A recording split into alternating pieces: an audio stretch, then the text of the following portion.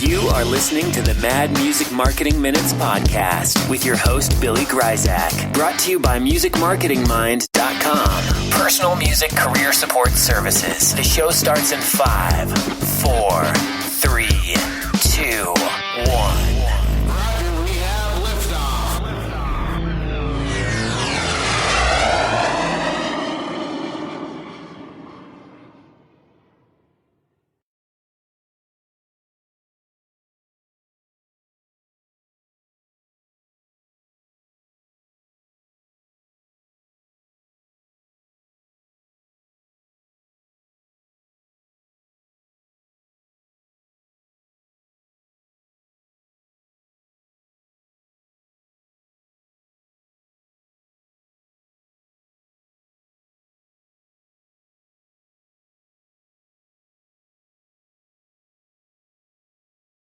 All right. Well, thanks again for visiting the Mad Music Marketing Minutes podcast.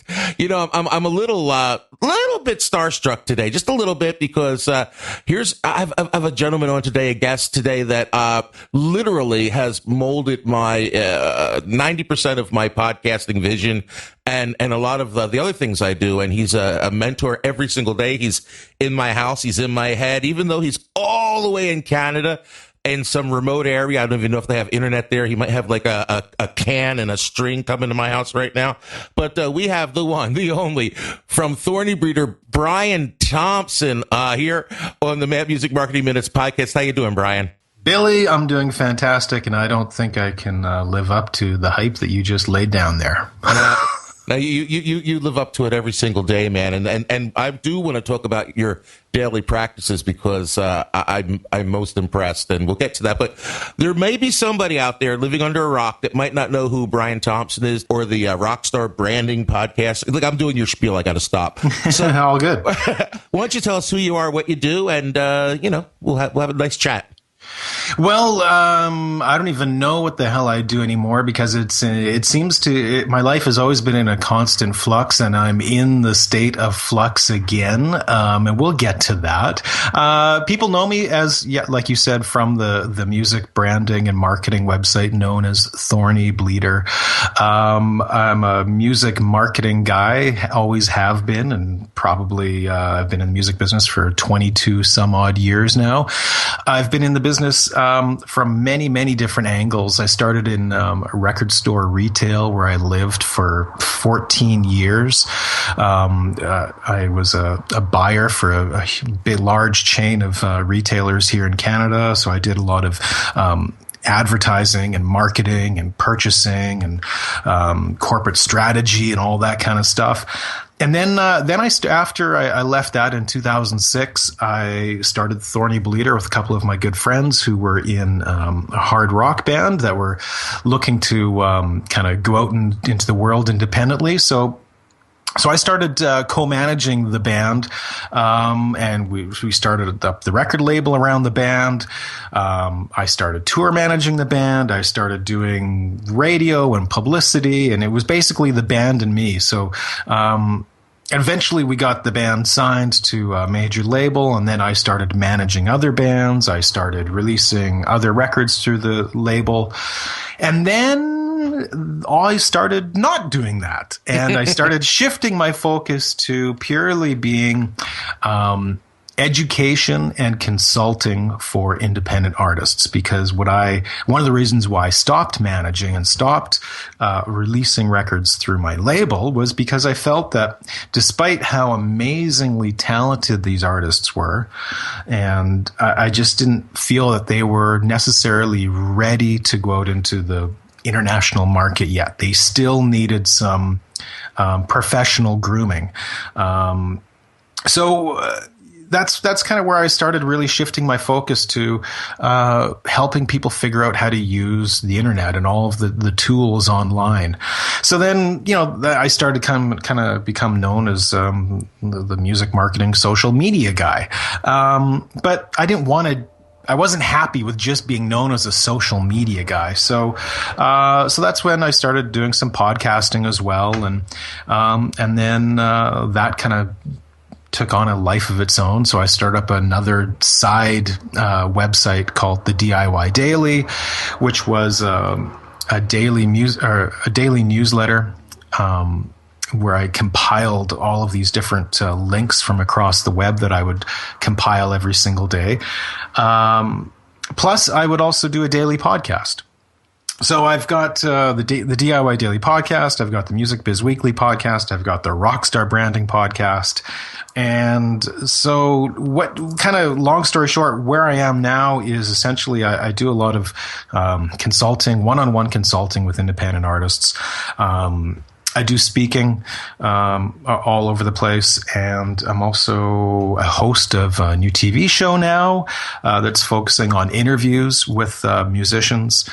And I also teach a music marketing course at a college in Vancouver. So you're not too busy.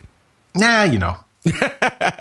Yeah, actually, you know, what amazes me now, since I've gotten into the podcasting thing, I do too. I have 2 weekly shows. I've got Mad Music Marketing Minutes, and we're up to episodes from 180 or something like that.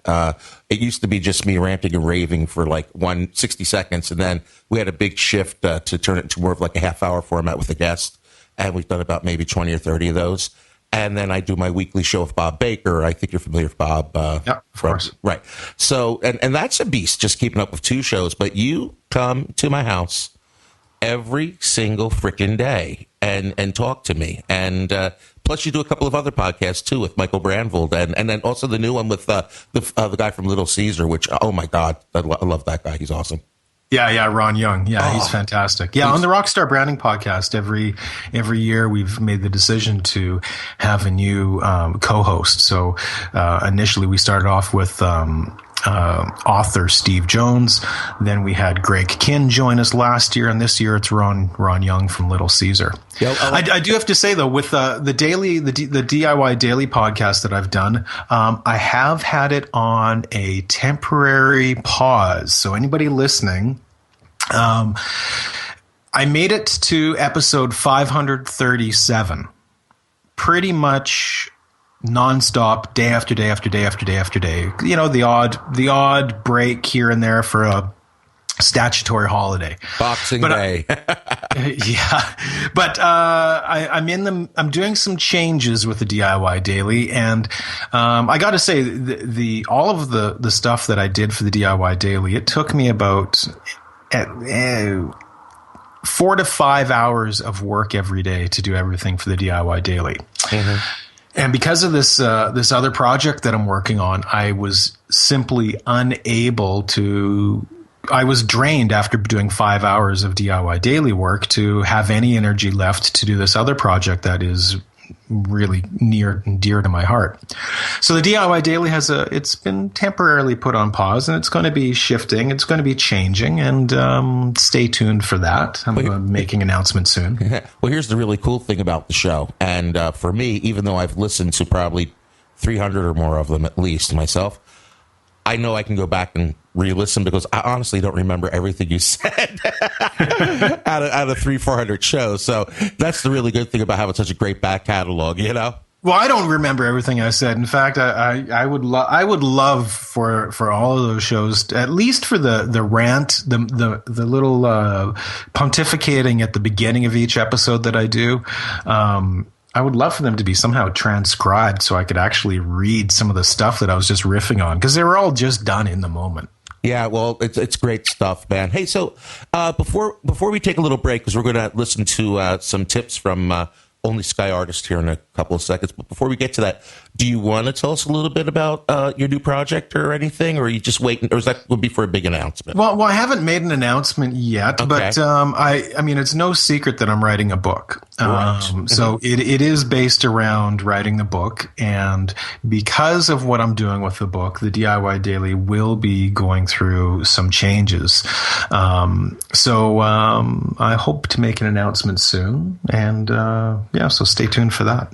Sounds great. Well, I'll tell you what we're going to do is we're going to take a short break. Neil from Only Sky Artist has a tip today. And when we get back, we're going to get down, and I'd like to talk about some ways that musicians can help themselves and maybe not be their own worst enemies anymore. What do you think about that? Sounds good, man. Sounds great. Take it away, Neil. If you're offering up free downloads to folks signing up on your email list, give them a complete MP3. Use an MP3 tag editor to include all the metadata within the MP3 file. Album art, artist name, track title, these are the bare minimum of what needs to be included. Once your song is mixed in with thousands of others on someone's iPod, you want them to be able to easily remember who you are and where to find you. You can find a link to the free MP3 tag editor we use at onlyskyartist.com/tag. That's onlyskyartist.com/tag. And now, on with the show. Neil, thanks, buddy. Well, anyway, hey, we're here with one of my mentors, one of my favorite people to listen to, and I'm having a hard time remembering I'm not listening to a podcast right now. I've actually got to respond. But we're here with Brian Thompson from Authority Breeder, DIY Daily. And Bleeder. Did I say breeder? You said breeder. Oh, gosh, man. You have to, you got to send your dog over here to Anyway, so can I start that over again? Here we go. Nah, we'll just go. This is all live.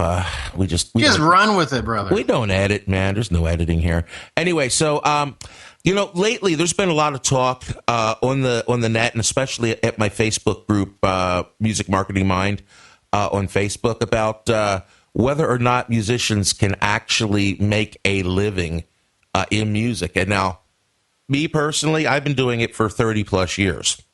But am I an oddity? I don't know sometimes. And when I hear people saying that it can't be done, it worries me that, if there's enough people saying it can't be done, eventually everybody's going to believe it. You know what I mean? What are your thoughts on that? Well, I think it's anybody who is striving to make a living at what they are most passionate at is going to have a tough time. It's tough. It's not easy work, and that's why so few people do it. It's not easy. It's challenging. There's mental roadblocks and resistance from not only your own self, but from friends and family and culture, and everywhere you look. There's things trying to convince you not to pursue it because it's not the norm. It's not the thing to do, and especially for musicians, with people getting so sidelined by these pointless discussions about how much Spotify pays. It's really easy to hop on board these negative trains that will just derail any ambition for you to actually do something about your career. The fact of the matter is that if you are truly passionate, and if you could care less what others think, and if you believe in what you're doing, and if you're persistent and consistent, and you're ready to do the work, then you can do literally anything you put your mind to. That's time and time again, people throughout the ages have proven that. And regardless of what's happening with the internet or with how people consume music, that's never going to go away.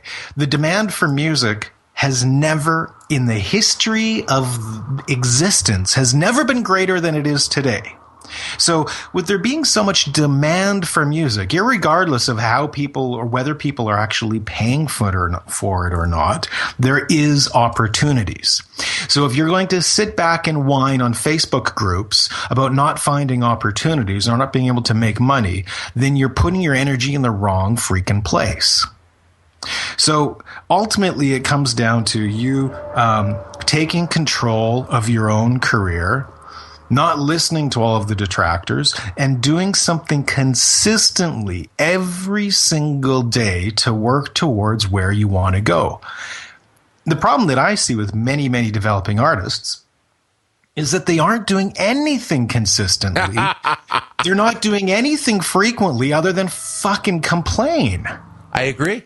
So again, back to, the complaints about how little Spotify is paying, or how few people are actually buying albums or downloads.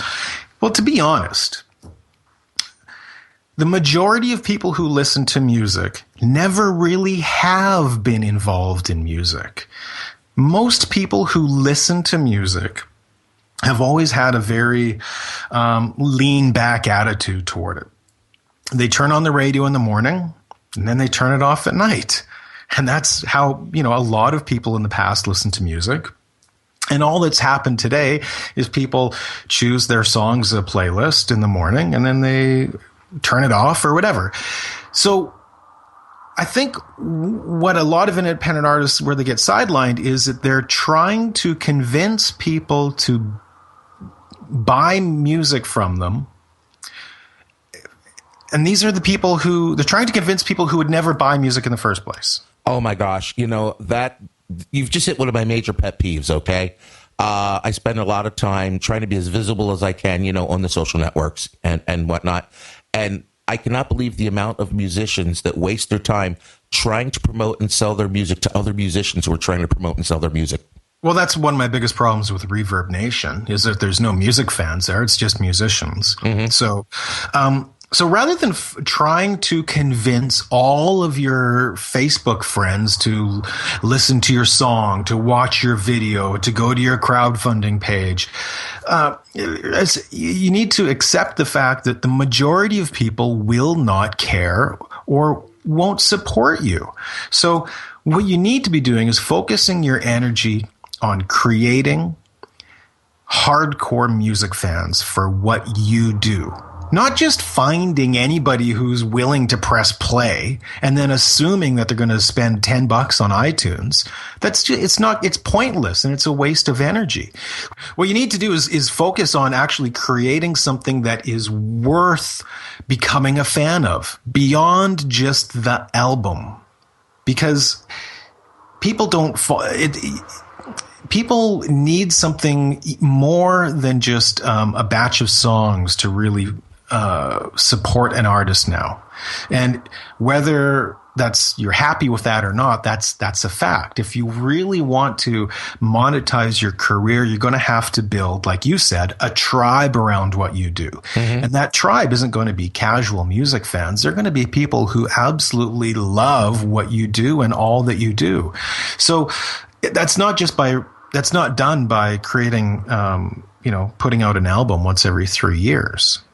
And also, in my opinion, it's also not just going and playing, writing stuff, what's the word? I call it selfish musicians. Now, again, don't get me wrong. There's nothing wrong with doing what you want, the way you want to do it, for you, being as egotistical and narcissistic as you want to be. But don't bitch and complain if nobody else likes it. Well, yeah, that's my thing. It's like I go to the extreme edge, though. I mean, if you've ever followed my career, I'm always looking for subgroups and different types of, tribes that are already in place that have something I'm interested in. And then I try to, say, yeah, I dig that group. That, like, right now I'm doing zombie music and Star Trek songs when I'm not playing kids music. But those are ready-made groups, and I really like zombies and I really like Star Trek. So I decided to write a bunch of songs about that and try to infiltrate those groups with music that they would like. You know what I mean? And that seemed to make sense to me. Whereas if I was just going to do all these like deep meaning, brooding songs about, my inner struggles, as a white person in Wisconsin, you know what I mean? It's just like, but even if that is, irregardless of what you do, I think there is an ability to truly make a career at it. Now, it might take a while to get there. It will take a while to get there. And it won't be your quote living won't be just from selling records and playing shows. You're going to be juggling a bunch of things. And that's a part of being an entrepreneur is, juggling a bunch of different things and diversification. And, you might have to start teaching, doing some workshops. The thing is that because of the net and how it's erased all of the borders around us, regardless of what weird little niche or style of music you play, there's people that are into it if it's remarkable and good. Now, the thing is latching on is when do you, grooming yourself to actually be remarkable. And that's where the consistent daily attack at your art is required. Because again, you released one album 3 years ago of 12 songs, that doesn't mean they're remarkable. You know, I can hit play on them. They might be like, yeah, they're okay. But if they're okay, that doesn't create, there's nothing to monetize around okay. So you have to make yourself brilliant and remarkable, not just in your music, but in everything that you do. And it's this amalgamation of all of these remarkable things that finally put you up on a pedestal to someone going, holy crap, that's someone that I want to follow. That's someone where I want to support the crowdfunding campaign. That's someone who, oh my God, I didn't even know that they wrote poetry, but I'm going to buy their poetry book because I love who they are and what they represent and everything that they do. So it's just doing this consistent attack of putting stuff out. Now, it doesn't, of course, I'm not saying put out an album every single month. It could be one song a month. It could be, I could be talking about blogging once a week. It's just always working on your stuff and always publishing. That's my thing, is that if you can just keep on being consistent with creation and putting it out, create, put it out, create, put it out, create, put it out, you're going to not only start attracting a tribe of people around you but you're going to be getting better in the process. It's that whole 10,000 hours thing. It's absolutely amazing. Do you remember 2 years ago, the project I did, the 12 CDs in 12 months project? I do. Okay.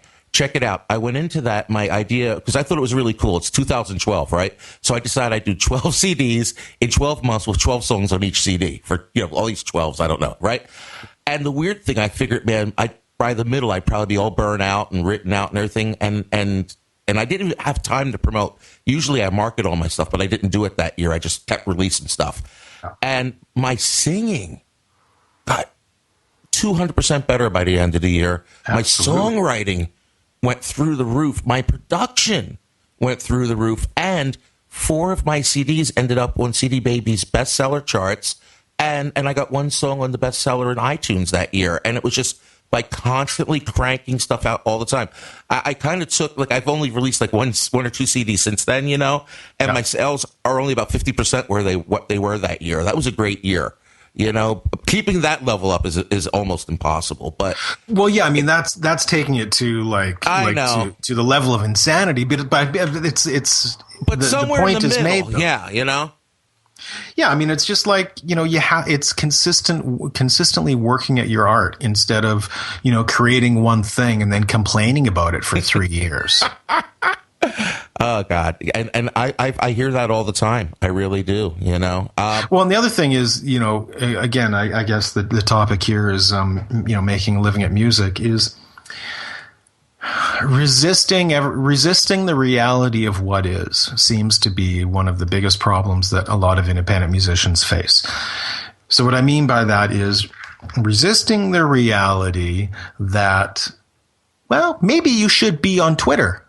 It blows me away that a huge chunk of musicians still resist Twitter when it is, to me, as vital a tool as just literally the telephone. Well, it's a guitar pick for me. Yeah. Like it's an essential tool. And it's not just having a profile. It's actually using it. I mean, your telephone's not going to do you any good if you don't pick it up and dial the numbers and actually speak to someone. Like, Twitter is to me that crucial of an element of connecting you with, again, that niche element that you're probably looking for. The other thing is accepting the reality of what is that most people do not buy shiny plastic discs anymore that have music on them. So why are you focusing all of your efforts on selling a shiny plastic disc that has music when the majority of people don't buy them?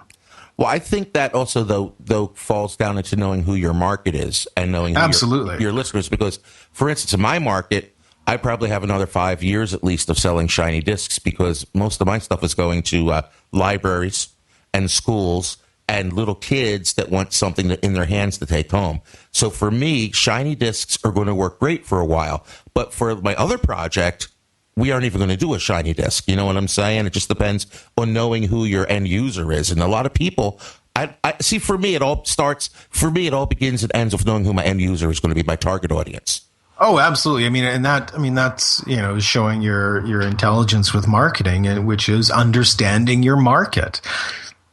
And, a lot of artists don't look at their music as a business or as a quote product. So, if you again are complaining that you're not monetizing your career in music properly, well, you gotta treat it as a business and start making some marketing plans. And it might start with something as being looking at doing a SWOT analysis of your career. I don't know if people are familiar with this term. SWOT is SWOT, and it's just a way of realistically looking at what you're working with. Whatever you're working with, whether in regards to approaching a tour, releasing an album, releasing a new T-shirt, a new website. SWOT stands for S is strengths, W, weakness, your weaknesses, O would be your opportunities, and T is your threats. So if you do a SWOT analysis of whatever you're doing, maybe you have various SWOT analysis. Maybe you do one for your entire career. For example, a threat might be that you live in a tiny fishing village, like I do now, is only accessible by boat. That could be a threat. If you want to play 3 gigs a night in a downtown city, that's obviously a threat to your goal. Weaknesses could be, well, I don't have a greatest singing voice. An opportunity could be, I'm a guitar shredder, or I only work 2 days a week. So anyway, it's really doing a SWOT analysis of whatever you're doing and being honest with it gives you a starting point to say, okay, here's some holes in my goals. Because a lot of people have these big lofty goals and they're not properly equipped to chase them. They just say, I'm going to record an album and we're going to sell 10,000 copies. But they don't know. For example, so in that scenario, one of the threats would be, well, you have 50 Facebook fans. Mm-hmm. You have no mailing list. Mm-hmm. No one buys CDs anymore in your demographic. But opportunities might be you have 15,000 names that you've been compiling for the last decade on an email list. Anyway, all I'm saying is that arming yourself with real business tools can help you actually create a business out of what you want to do. That's incredible. The other thing that I once you do that analysis, let's suppose, like, for instance, we've been getting a lot of folks from the UK and Australia lately that have been telling me and other people things about how, in the States here, we've got it made because gigs are dripping off the, you step on a gig everywhere you go, but there's no gigs where we live. And, I'm sorry, but that's not true. What's it like, up there in Canada? Is there are people making money playing gigs? Are there gigs out there where people getting paid? Well, there is if you're remarkable. I love that. I don't think it's anywhere in the world where there's gigs dripping off just waiting for you. You have to really kick ass. Why would someone give you money if you don't kick ass? Absolutely. But I get this feeling like people feel like they're musicians these days feel like they're entitled to the gig and to the fans, and it's not entitlement. You have to work for it, and that's pretty much what we've been saying all along. Absolutely, and I think a lot of this is partly because of where the history of music has come from. A lot of artists still want their hand held to success, and to some degree that happened to a very, very small select few. But it doesn't happen anymore. Right. It's, Seth Godin, that very wise marketing guru, said, choose yourself. He's not even talking about musicians. He's talking about everybody in today's economy. Don't wait for someone else to choose you. Choose yourself. So what I mean by that is don't wait for a manager to say, I see a spark in you, what you're doing, young grasshopper. Go back and practice for a year and come back. Say that to yourself. You be your own mentor. Kick yourself in the ass. Don't wait for someone else to kick you in the ass. I like to say that there's 5 stages of music marketing. The first one is always artist development. And I find that a lot of artists are racing to market their brand, what they call their brand, when really they haven't even created a brand yet. They may have a product, but they don't have a brand. And themselves as an artist hasn't been developed yet. So for me, and this is just, something that I created, my 5 stages of music marketing are artist development, first and foremost, which could take many years, should take many years. Then there's product development, and that product, it's going to change all the time. I mean, that product could today be a new single that you put out on SoundCloud. And don't just upload a song and say, okay, well, now my new song is out. And that's, again, where I think a lot of people aren't being remarkable because they're not treating everything they do as a potential product. So if you are releasing a new song on SoundCloud, treat it as a product that has its own SWOT analysis to it. Treat it as a product that doesn't just have some ugly thumbnail that you dragged off of Google Images. Create a real cover art. Create a real page on your website for it. Treat it as something that you really are proud of. And then there's promotion, which is essentially, trying to find people to press play. And there's publicity, getting buzz in media. And then, of course, there's performance. And I think that those 5 things are just a wheel that should always be rolling.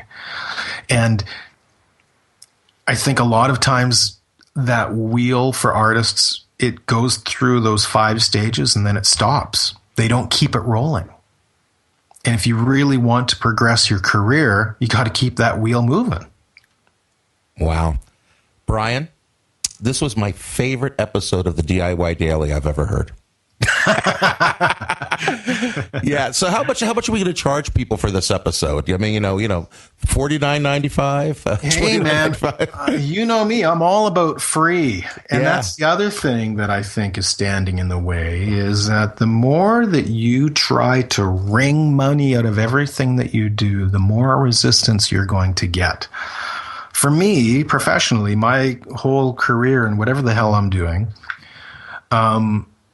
changed 1,000% when I let go of trying to sell myself, when I let go of trying to charge people or trying even to be hired, when I stopped this focus on money, and instead I put my focus on trying to be remarkable, trying to grow as a producer of content, trying to learn the craft, try to be consistent, try to matter to people, trying to matter to the people that I knew that I was starting to resonate with, and to keep their attention. Those and giving, that sense of giving, the more that I gave, the more that I got back. And I found that I didn't have to really sell myself or promote myself at all, because everything that I was doing was creating enough waves out there that they would bounce into other people and they would reverberate those waves for me. So my audience then brought other people to me rather than me having to go around knocking on people's doors, which just ended up getting slammed in my face anyway. Yeah, same thing with me. I mean, as far as the kids' music thing, I was going to do it for a hobby. I said, I'm going to do this for free and do it because it's fun. I get to work with kids. Next thing I know, people were calling me and offering me money, and I was like, really? So I guess, the universe gives you what you need if you really work hard. Absolutely. That's yeah. Cool, I mean, that might be a little airy-fairy for some people, but but I think to put that in a more practical term is I think energy attracts like energy. There you go, man. And that, so what I mean by that is if you are doing things with positive, persistent intent, the universe has a way of honoring that and bringing it back to you. And if all that you are doing is being negative on Facebook groups, the negativity will be what you wallow in. I mean, you are whatever reality you make for yourself. You are what you eat. You are what you post. There you go. Hey, Brian, thanks, man. I love you, period. That's it. That's all I can say. And speaking of that, where can other people share the love with you? How can we get a hold of you? Well, thanks for having me on. I really appreciate it, man. Follow me on Twitter at ThornyBleeder. And of course, thornybleeder.com or thediydaily.com. Cool, man. And when you're ready to launch your next project, let me know about it, and I'll alert my tribe, my followers, my fans. It'd be my pleasure. Okay? Absolutely. Fantastic, man. Well, we're going to go, again, everybody, check out what Brian is doing with Thorny Bleeder, DIY Daily. This is Billy Gryzak, the Music Marketing Mind. You've been listening to the Mad Music Marketing Minutes, and it's time to say goodbye. Say goodbye, Brian. See you guys. Thanks, Billy.